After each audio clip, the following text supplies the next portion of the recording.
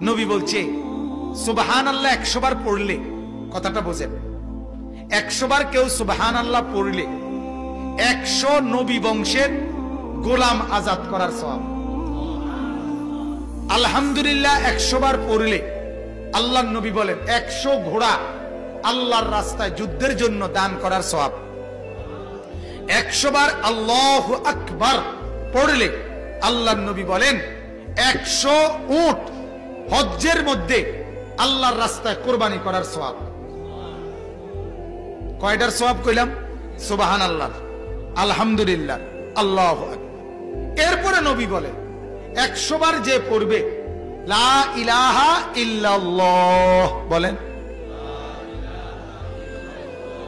আবার বলেন, লা ইলাহা ইল্লাল্লাহ, লা ইলাহা ইল্লাল্লাহ, লা ইলাহা ইল্লাল্লাহ।